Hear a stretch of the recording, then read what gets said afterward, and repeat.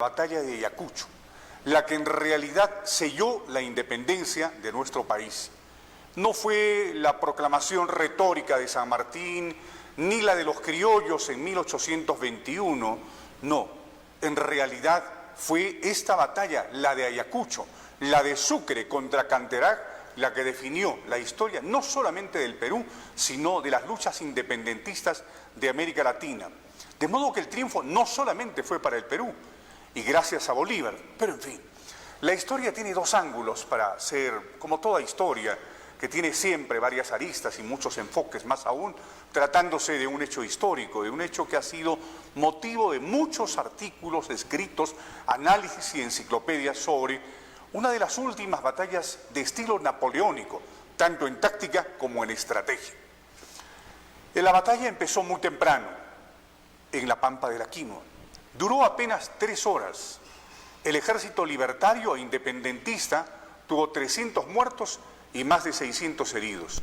Al finalizar el día, Canterac fue obligado, el realista, a firmar un documento en el cual admitía su rendición sin concesiones de ninguna naturaleza, algo que el gobierno español no aceptó en aquel momento, pero que finalmente se plasmó en la realidad años más tarde con la suscripción de documentos de amistad entre Perú y España, y etcétera, etcétera. Eran años en los cuales el reino borbónico atravesaba circunstancias sumamente difíciles, tenía contradicciones internas, y muchas veces son estas contradicciones internas las que terminan derrotando a sí mismo. Es decir, no fueron realmente las tropas libertarias las que lograron el 100% de la victoria. Tienen su mérito, pero gran parte de esa victoria se la debemos a las pugnas internas en Europa y al interior de los borbónicos, que en ese momento no sabían cómo gobernarse a raíz de la presencia de Napoleón, por un lado. De modo que 1824, un acontecimiento ocurrido hace 197 años, marcó la historia no solamente del Perú, sino de toda América Latina. Esa es una fecha que tendríamos que recordar con mayor constancia, con mayor dedicación y respeto que el famoso 28 de julio de 1821. Pero allí hay puntos de vista que podrían ser probablemente discrepantes.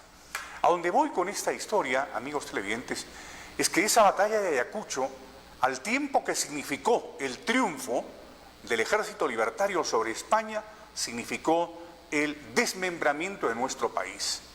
Bolívar, que ha actuado de una manera muy astuta, diría yo, con respecto de nuestra nación, amigos televidentes, tenía ya en mente fracturar el país y romper prácticamente un pedazo de este territorio patrio que se llamaba el Alto Perú. Apenas Sucre ganó la batalla, inmediatamente Bolívar le ordenó que se marchara al Alto Perú para desde allí realizar una obra sumamente importante, la fractura de nuestro país. Y es desde aquel año de 1824, 1825, tengo la fecha exacta, el 9 de julio de 1825 se define prácticamente el aislamiento, la independencia de Bolivia con respecto del Perú, con autorización de Bolívar, de la clase política limeña y la de Buenos Aires. Entonces, Ayacucho, vean ustedes, tiene dos facetas importantes. Significó el triunfo de la independencia, pero al mismo tiempo la fractura, el desmembramiento doloroso de un país como el nuestro, que tuvo que deshacerse de Bolivia precisamente por obra de Bolívar y de Sucre. Esa es parte de nuestra historia. En realidad, las luchas con los realistas continuaron durante los siguientes meses y años. Yo recuerdo haber leído la historia de Iquicha. ¿Recuerdan ustedes dónde masacraron a los periodistas en Ayacucho? Fueron precisamente los iquichanos los que eliminaron, junto con los miembros de la Marina de Guerra, probablemente los que cegaron la vida de esos periodistas que marcharon a buscar la verdad. Pero he ahí un detalle.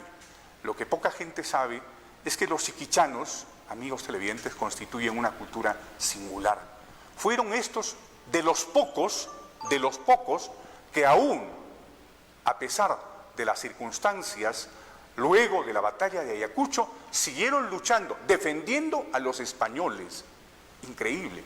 peruanos, campesinos, andinos, organizaron su propia guerrilla para defender los intereses realistas. Es una cosa inaudita.